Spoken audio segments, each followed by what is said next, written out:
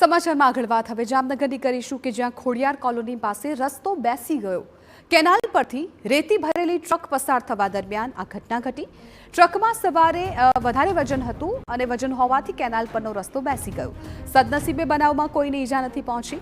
ક્રેનની મદદથી ફસાયેલી ટ્રકને બહાર કાઢવાની કામગીરી અન્ય ટ્રકમાં રેતી ઠાલવીને ટ્રકને બહાર કાઢવામાં આવ્યો।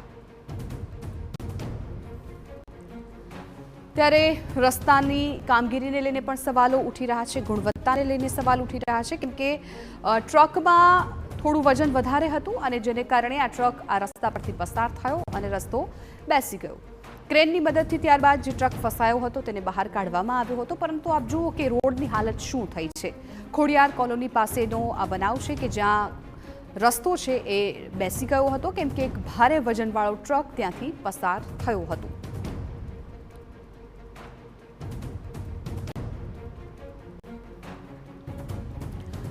ત્યારે આ દ્રશ્યો પણ આપ જુઓ, ખોડિયાર કોલોની વિસ્તારના દ્રશ્યો છે કે જ્યાં સામાન્ય રીતે અહીંયાથી રોજબરોજ અનેક વાહનો પસાર થતા હોય છે અને એ દરમિયાન એક ભારે ઓવરલોડેડ ટ્રક ત્યાંથી પસાર થાય છે અને અચાનક જ રસ્તો બેસી જાય છે। રસ્તો બેસતાની સાથે જ ટ્રક પણ આ ખાડામાં પડી જાય છે અને ત્યારબાદ ક્રેનની મદદ લેવામાં આવે છે। ક્રેનની મદદથી આ ટ્રકને બહાર તો કાઢવામાં આવ્યો, પરંતુ સવાલ એ થઈ રહ્યો છે કે શું આ પ્રકારના રસ્તાઓ જ હવે રાજ્યમાં રહ્યા છે કેમ કે થોડું વજન વધારે આવ્યું અને આ રસ્તો બેસી ગયો।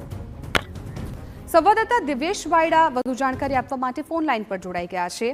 દિવ્યેશ, એક ઓવરલોડેડ ટ્રક પસાર થાય છે અને રસ્તો બેસી જાય છે, સ્વાભાવિકપણે રોડની ગુણવત્તાને લઈને પણ સવાલ ઊભા થઈ રહ્યા છે, શું વિગતો છે?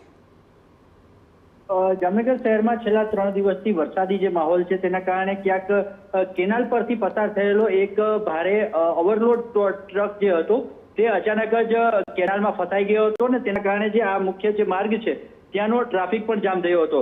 ત્યારબાદ ક્રેનની મદદથી તેને ટ્રકને ખાલી કરીને તેને રસ્તામાંથી દૂર કરવામાં આવ્યો હતો, પરંતુ જેટલી મિનિટ સુધી કે જેટલો સમય સુધી તે ત્યાં ફસાયેલો રહ્યો ત્યાં સુધી આ જે માર્ગ છે ત્યાં ટ્રાફિકને ડાયવર્ટ કરવાની ફરજ પડી હતી અને કેનાલ પરથી પસાર થવાના કારણે ઓવરલોડેડ હોવાના કારણે કેનાલ પરની જે દિવાલ છે તે ધસી ગઈ હતી ને તેના કારણે ટ્રક ફસાયો હોવાનું આ અકસ્માત સર્જાયો હતો। બિલકુલ દિવ્યેશ, આભાર સમગ્ર માહિતી બદલ। તો આ દ્રશ્યોમાં પણ આપ જુઓ કે કેવી રીતે રોડ બેસી ગયો છે અને ક્રેનની મદદથી ટ્રકને બહાર કાઢવાની ફરજ પડી હતી।